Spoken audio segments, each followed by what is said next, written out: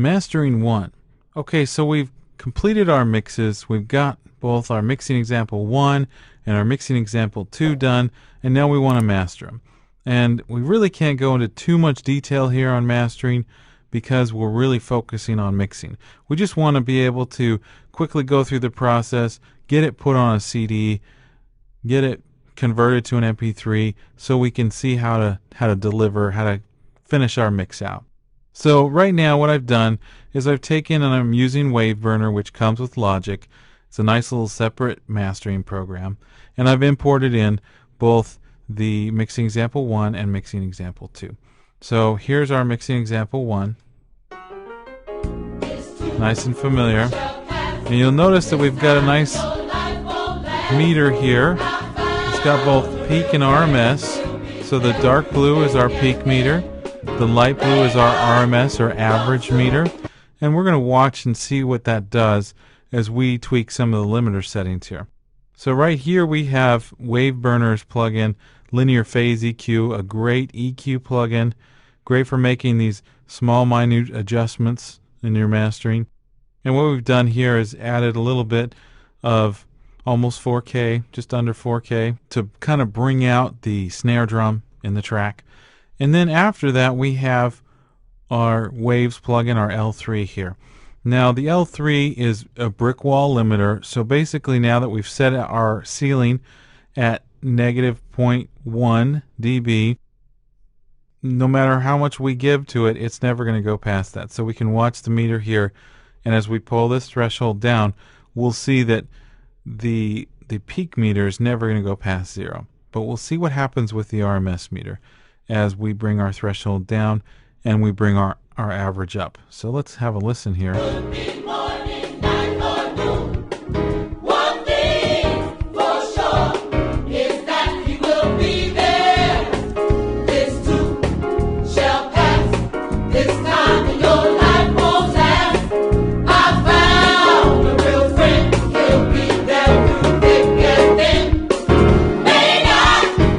Okay, so we start to get some distortion and such, and so we're going to find a nice place around -5 or so to get our mix. And that puts our average meter around -15, -10, which is pretty nice there. Okay, and we're going to tweak that in just a second, because part of what we're doing is we want to make sure that our two mixes are kind of consistent with each other. So let's go ahead and jump over to our other mix, our mixing example 2, and here's the processing that we've done on this. We have the linear phase EQ again, and this time we've got a frequency brought up for the snare drum, and we've brought down the vocals a little bit with this. And really the interesting thing here in mastering is, you know, we don't have the multi-tracks anymore.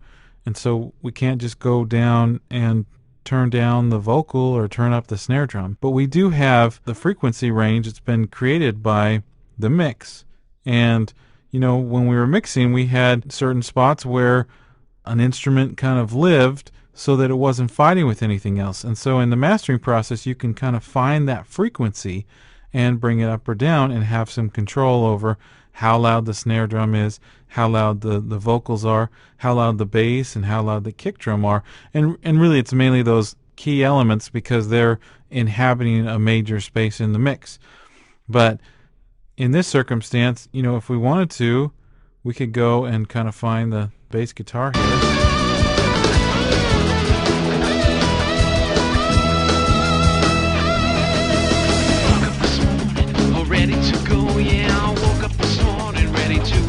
There's the kick drum.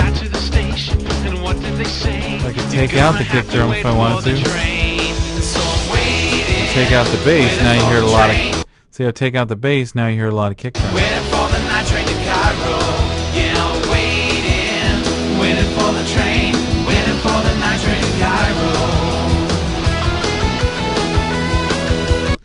Okay, so the other processor I have on here that I didn't have before is what's called a multiband compressor.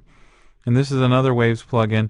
And basically what this does is it kind of splits up the frequency range and lets you compress each band of the frequency range independently. So what I've done here is I've adjusted it. So basically this one is really getting my lows and where my kick drum's sitting, and this one's kind of getting where my bass is sitting. And I'm not doing much compression up here on the high end, but I'm really going to try to control my low frequency. To let me be, yeah, what I want from you people is to let me be free. There's one little thing that'll make it all right if you can't understand. So this gives me an opportunity to kind of do some tweaking on just those instruments. And then once again, we have our nice L3 here to kind of just put that limiter on there and kind of bring up our level and make sure we don't hit any overs or anything like that. And fight for your rights, so I'm waiting for the train, waiting for the night. Okay, so that's mastering 1. So we'll move on and talk more about mastering in the next video.